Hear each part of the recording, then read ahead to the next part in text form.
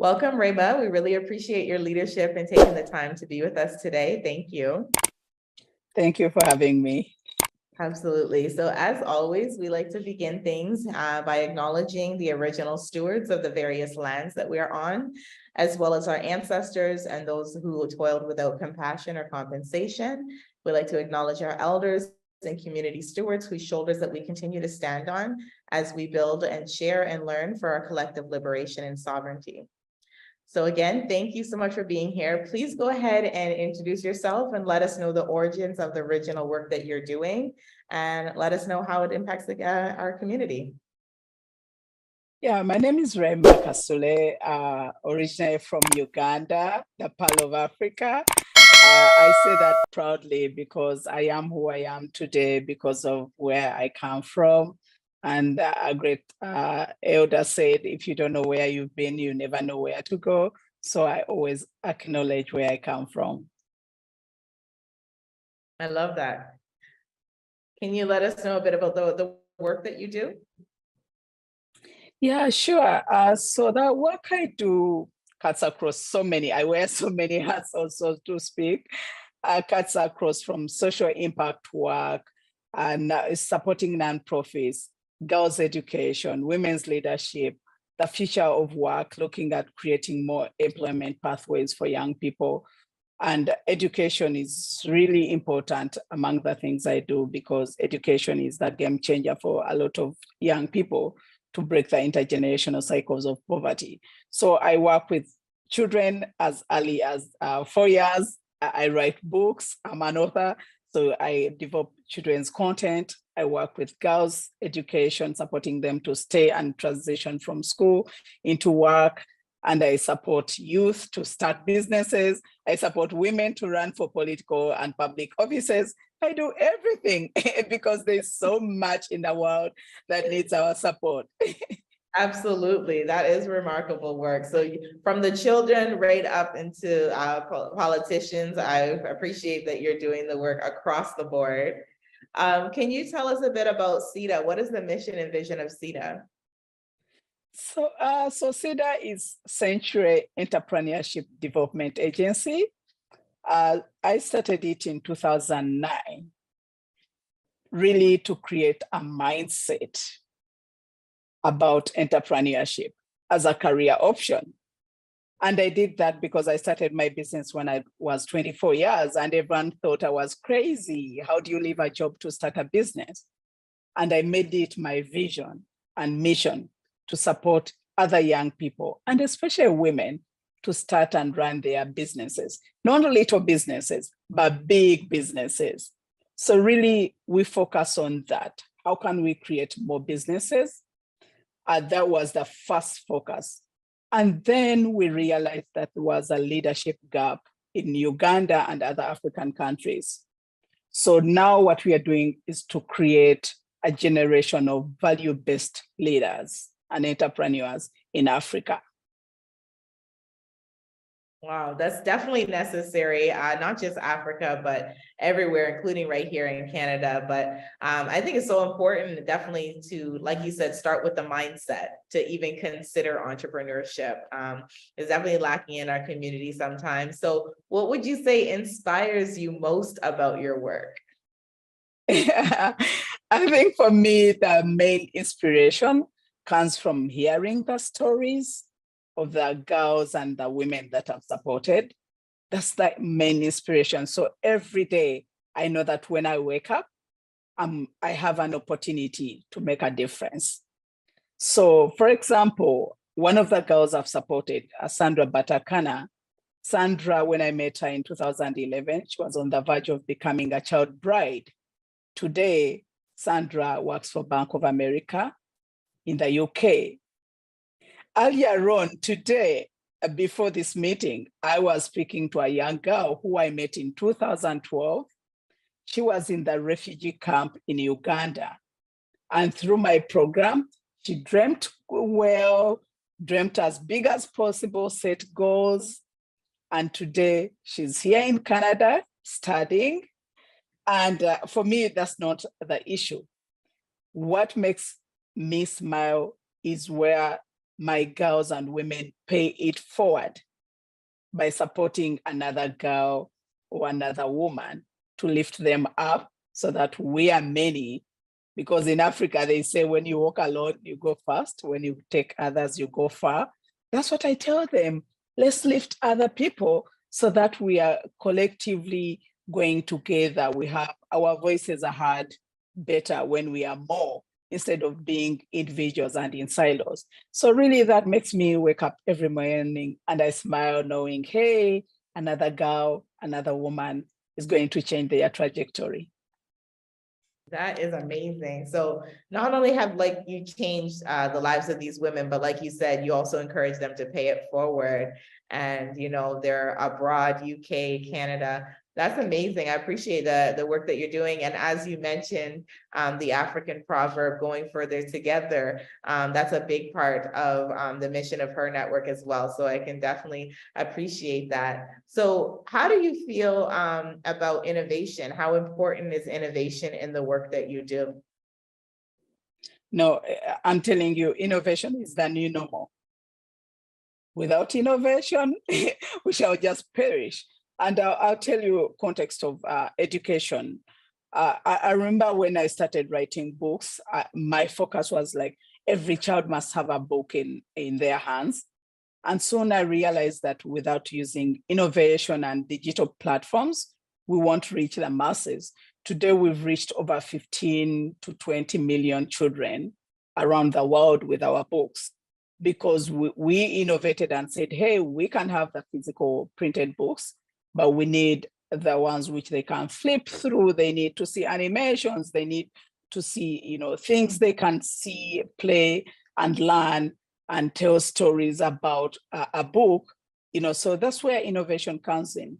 And even the women entrepreneurs and the young people I talk to, innovation is what is going to differentiate your business from the other business.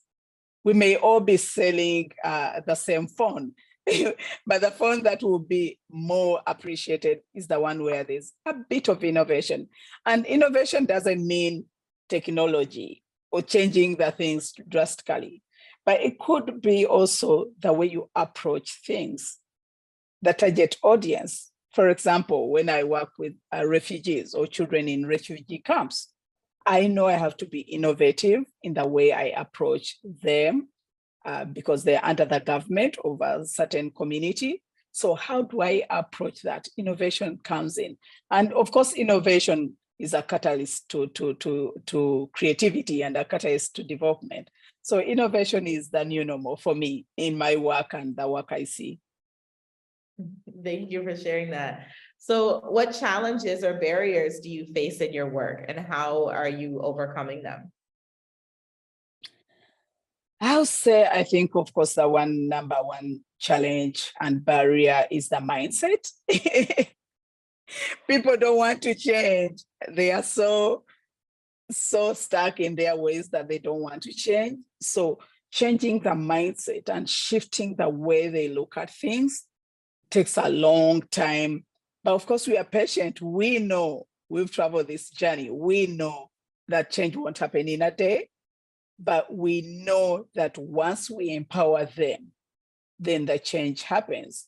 Of course, we look at 3 levels: self-awareness, knowing who you are, discovering who you are, your values, your principles. Then we enable them look at the social change. What is the social change you want to be part of? And how can we empower you to be part of that? And then the self-awareness, the social awareness. Is this the community you want to live in? If so, what are those things that you can change? So that's one of the challenges. It's a great challenge.